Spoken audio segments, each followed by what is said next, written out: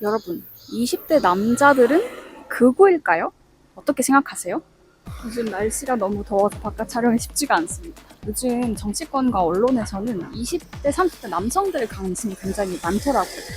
그래서 2030 남성들이 극우화됐다 이런 얘기를 많이 하는데 정말로 그럴까? 라는 질문을 가지고 한번 인터뷰를 해보려고 합니다. 사실 주변에 있는 친구들이랑 얘기할 때는 그런 걸 잘 못 느끼겠다라고 생각을 하지만 한편으로는 또 제 인스타그램 피드 같은 데 보면 뭐 까자물 입고 탄핵 반대 집회에 나가는 사람들을 되게 많이 보기도 했거든요. 그래서 어떻게 보면 머리로는 아니라고 생각을 하지만 또 맞는 것도 같아서 헷갈리는 것 같아요. 그래서 오늘은 이 문제를 좀 어떻게 봐야 될까 힌트를 찾아서 인터뷰를 요청했고 먼저 사무실에 와 계시다고 합니다.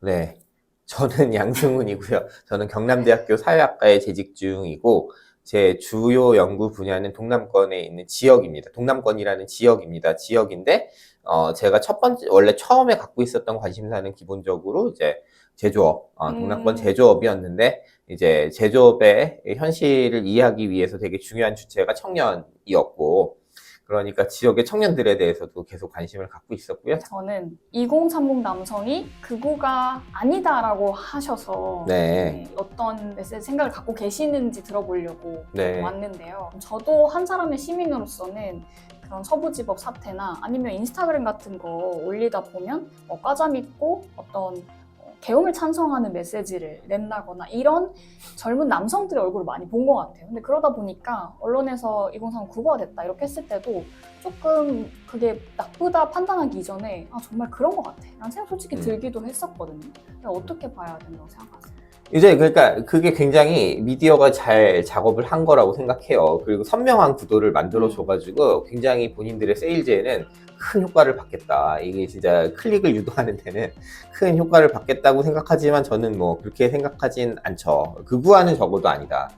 어느 나라에나 극단주의자는 존재하고 그들이 저는 서부지법으로 갔다고 생각해요.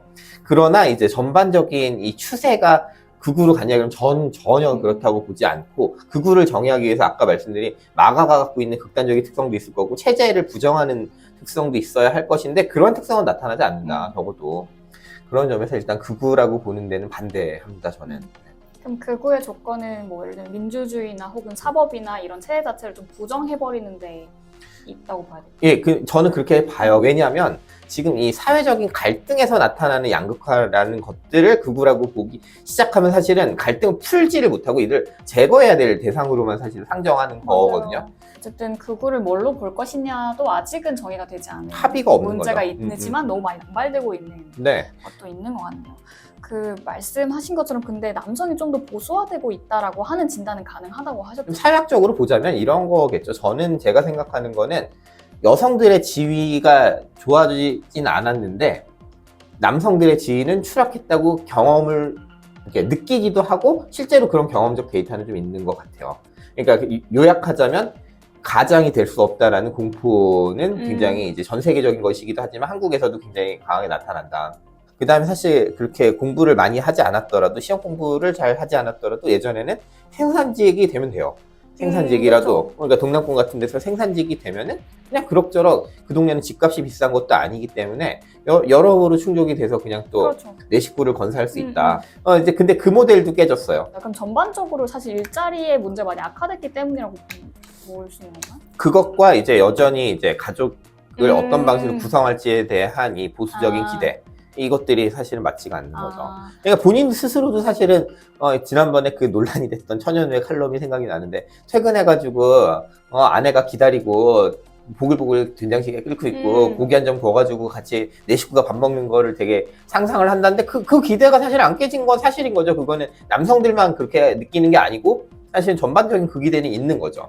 사회 전체적으로 보면 그리고 우리가 뭐 굉장히 이거를 진보적 의제를 해소를 못 해줬다고 말할 때는 어떤 거냐면 예를 들면 되게 N개의 가족 형태가 생겼단 말이에요. 이제 너무 많죠. 그러니까 뭐 1인 가구도 많은 데다가 동반자 가구도 사실은 굉장히 많고 뭐 LGBT 커플도 있는 것이고 되게 여러 형태로 가족을 또 그냥 집합으로 같이 사는 걸 좋아하는 사람들도 있고 맞아요. 이제 그런 거에 대해서 우리의 법제도나 가족 유형은 전혀 대응을 못하고 있는 것이죠. 어떻게 보면 내가 어렸을 때 봤던 되게 좋은 중산층 가정의 모델이 있고 그걸 해야 된다라고 하는 압박감은 되게 큰데 그걸 할 수 있는 방법이 나는 지금 없는 것 같아. 뭐 일자리 취업도 그렇게 못하게 느끼는 거야. 되고 월급도 적고 혹은 계약직도 많고. 근데 방금 얘기하신 거는 그렇게 하지 않아도 괜찮은 가족 모델이 많고 사회적으로 인정받으면 이렇게 살아도 되는구나 뭐 이렇게 할 수 네. 있는데 그게 없다. 사회 경제적으로는 남성 생계 부양자 경제는 끝났어요. 저는 한국에서는 끝났다고 단언해요. 동남권도 이제 그게 안 되니까. 다 맞벌이 하는 다 맞벌이 하는 거고 외벌이가 이제 맞벌이로 바뀌었고 이제 노동시장의 문제도 사실은 여성들이 체감하기에는 좋아진 걸 잘 모르겠지만 뭐 그럼에도 불구하고 어느 정도의 개선이 있다고 쳤을 때 남성들은 이 가장의 지위를 누리게 했던 이게 붕괴했다. 이건 맞는 거죠. 지금 그런 상황인 거죠. 그런 어떤 사회 경제적인 기반이 과거와 달라졌던 것은 인정하는데 네. 예를 들어 이제 여성들이 느끼기에는 그게 왜 이렇게 공격적으로 혹은 이제 여성 페미니즘을 반대하는 방식으로 표출되는 건지 이런 건 당연히 좀 의문을 가질 법하죠. 지금 뭐 젠더 전쟁이 되게 유효한 사회 갈등의 축이냐 이러면 저는 그 온도는 확실히 낮아진 건 사실이라고 생각해요. 그러니까 어떤 거냐면 예전에는 커뮤니티 간 전쟁을 했죠. 지금 전쟁은 다들 좀 지쳤어요. 예, 지금은 뭐랄까 소강 상태는 분명하고요. 그런 점에서도 그렇고 제가 계속 그건 물어보거든요. 그러니까 미세먼지처럼 느낀다 페미니즘을 남학생들에게 제가 물어봤을 때 그냥 입 닫고 마스크 하고 다니면 문제 없다. 그러니까 이제 별로 그걸로 싸우고 싶지 않고 그냥 짜증스럽고 굉장히 따끔따끔하고 막 약간 이런 거잖아요. 미세먼지 그런 느낌인 거잖아요. 근데 다른 더 좋은 언어로 이 남성들을 설득만 할 수 있다면 저는 네. 할 수 있다고 보는 거죠. 지금 그러니까 굳어진 건 아니다. 경향은 있지만 강도는 낮아졌다. 그리고 이건 굳어진 게 아니기 때문에 다른 방식의 정치적 조직화가 있다면 충분히 다른 언어로 할 수 있다. 네. 말이 안 통하는 사람으로 너무 상정한다는 것 같아요. 네. 사실 그게 좀 문제 아니에요. 그러니까 그러니까 뭐 그들을 극우라고 부르는 게 안 되는 이유는 이들을 말이 안 통하고 사회에서 격리해야 될 존재라고 불러요. 그러니까요. 제가 되게 좋아했던 그 여성주의자 선생님이 계신데 그 대선 끝나고서 이준석 지지율을 딱 그 그래프를 띄워놓고서 거봐 다 극우잖아라고 하면서 절규를 하셨는데 그런 방식의 사실은 호명은 좋지 않아요. 2030 남성들이 분노하고 있는 혹은 뭔가 괴리를 느끼고 있는 부분들은 정치에서는 어떤 거라고 좀 나는 아빠처럼 될 수 없다는 어마어마하게 중요한 주장이긴 하거든요. 이게 감정이긴 하고. 이제 그런 상황에서 이제 다른 선택지를 계속 지금 찾고 있는 거라고 생각을 하고, 저는 그 분노의 기전은 하여튼 내가 사람 구실을 할 수 없고 아빠처럼 할 수 없다라는 게 굉장히 저는 가장 중요한 문제라고 생각해요. 사실 근데 어떻게 보면은 그 부분은 남성뿐만 아니라 어떻게 보면 지금의 새로운 젊은이가 갖고 있는 공통적인 부분이기도 하죠. 그렇기 때문에 가족은 되게 중요한 문제예요. 내가 어떤 방식의 가족을 상상하고 있느냐는 되게 중요한 방식이고, 내가 이제 사회에서 이제 한 명의 성인이 되었다는 것에 대해서 어떤 방식의 내가 생각을 갖고 있고 사회가 부과하고 있는지 되게 중요한 문제예요. 그래서 저는 되게 가족 만들기가 안 될 거라는 그 강박, 그리고 저출생 고령화가 될수록 그게 더 나에게 부담이 될 거라는 그 무서움이 다른 선택을 자꾸 하게 만든다고 생각해요. 어쨌든 이 보수화된 남성들 문제를 풀기 위한 힌트는 가족에 있을 거다 이렇게 보시는 거예요? 가장 중요한 문제는 지금 너무 불안정하고 지금 사실 녹아버린 거잖아요. 노동의 형태가 예를 들면 제조업에서 사람을 왜 못 구하냐면 다 플랫폼 노동하러 가기 때문이에요. 맞아요. 청년이 있는데 또 그러니까 공장에 가느니 그냥 내가 시간 맘대로 쓰는 그냥 그 물류센터를 가겠다고 하는 거잖아요. 예전에는 뭐 그런 플랫폼 노동이나 프리랜서나 이런 것들을 혹은 계약직 이런 걸 약간 잠깐 거쳐가는 그런 걸로 많이 생각했지만 이게 시작점이고 어떻게 보면 표준의 어떤 일하기 방식이 되어가고 있는데 정치인들은 그거 모르는 것 같다는 생각이 너무 많이 들어요. 일단은 저는 기본적으로 예를 들면 연금 개혁 이슈에 또 2030 세대가 시큰둥한 이유가 하나 더 있는데 4대 보험을 안 받는데 내가 무슨 국민연금을 안 내는데 난 국민연금 해당되는 일을 하지 않는데 라고 했을 때는 이제 사회보험을 얼마나 보장해 줄지의 문제가 연결이 돼 있는 거잖아요. 뭐 그런 거 지금까지 이제 우리 특고까지는 확대를 했잖아요.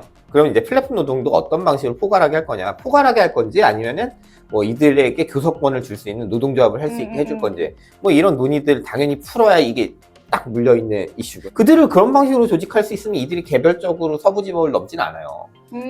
이제 그러니까 그 불만을 이제 제어할 수 있는 사회적 기제들이 사실은 굉장히 음. 약해져 있는 거고 제도화도 안 돼 있는 거기 때문에 그런 것들을 좀 손보는 것부터 시작해 보자. 지금의 어떤 주류 정치인들에게 이 2030 세대가 겪고 있는 어떤 기반이 무너지고 있다는 것이 주요 관심사가 되고 왠지 있어요. 알아요? 숫자가 얼마인데요? 표 계산할 때 그렇게 중요하지 않기 때문이에요. 제가 점점 더 보기에는. 근데 고령화 사회가 되면 더 그럴 수밖에 없잖아요. 네. 아니 그렇기 때문에 근데 이제 누가 돈 벌어 줄 것이며 맞아. 경제 누가 그러니까 떠받치고 있어요. 네. 연금 누가 앞으로 냅니까? 본인들이 아무리 뭐 이렇게 정년 연장을 해도 버틸 수 있는 시간 70이면 끝이에요. 그런 걸 감안하면 사실은 좀 생각을 바꿔야 되는데 근데 그것도 들려야 바뀔 수 있는 거잖아요. 그러니까 사실은 이 청년 모여야 정치인들이 된다. 들어가서 그리고 기성 정치인들 들릴 수 있게 말하는 것들이 너무나 중요한 일이에요. 아니 그리고 그 동세대의 남성들하고 대화가 안 되세요? 그런 건 아닐 거라고 아니요. 생각해요. 맞아.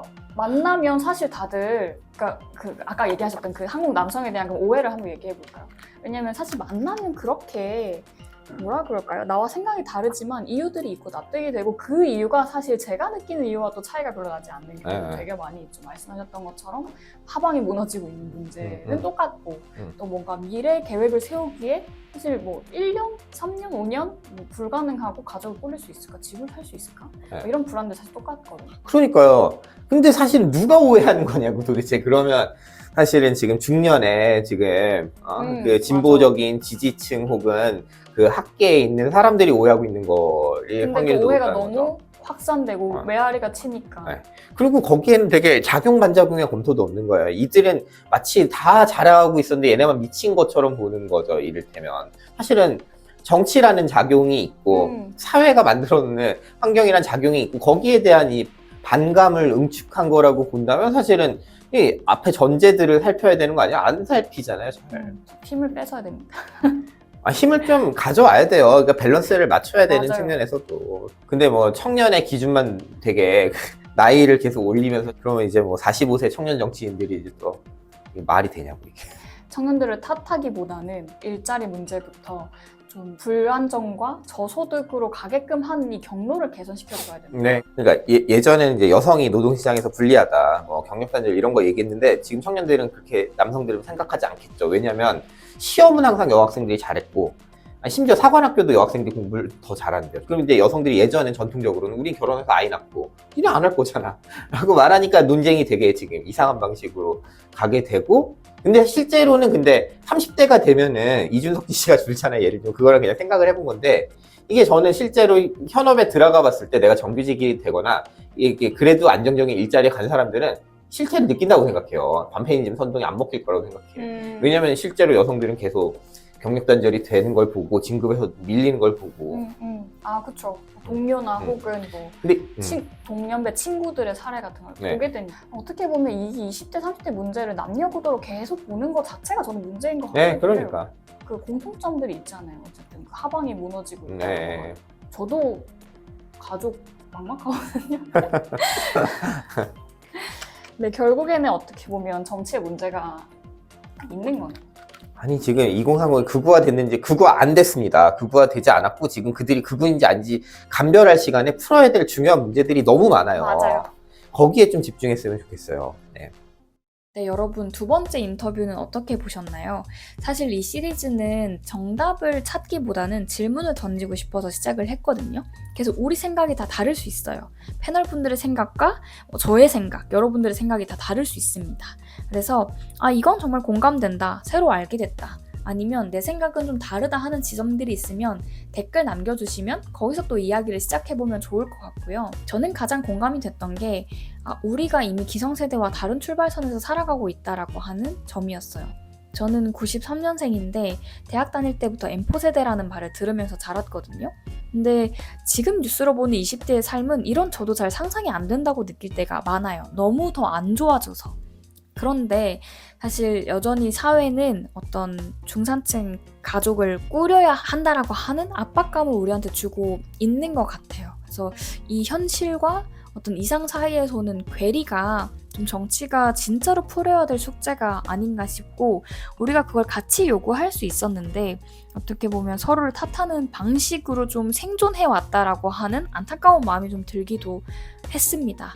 그래서 저도 여성이지만 남성과 여성이 느끼는 불안이 정말 다를까라고 했을 때 꼭 그렇지만은 않다라고 하는 공감대를 좀 넓힐 수 있었던 것 같고요. 어떻게 보면 모든 어떤 정치적 사안을 남녀로 구분해서 보려고 하는 것 자체에 문제 제기가 필요하다는 생각이 좀 많이 들었습니다. 여러분들은 어떤 점들이 좀 공감이 많이 됐을지 저도 듣고 싶은데요. 댓글 남겨주시고요. 이 다음에 어떤 질문을 좀 따라가 보면 좋을지에 대해서도 댓글 남겨주시면 저희가 직접 들어보도록 하겠습니다.